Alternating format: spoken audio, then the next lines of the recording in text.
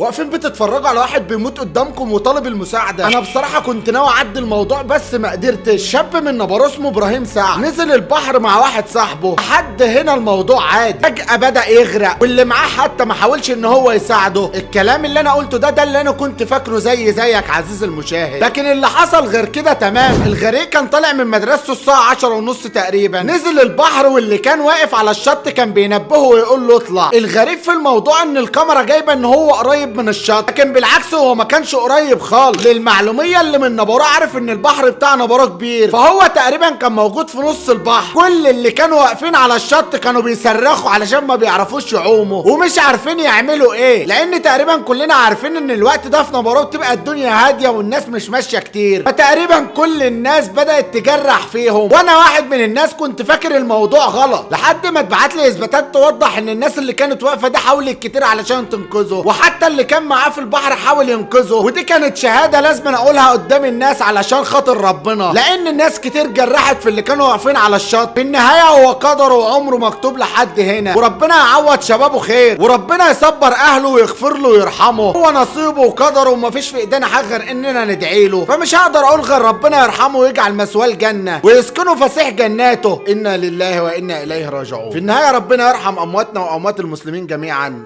انا عمر عيد، سلام.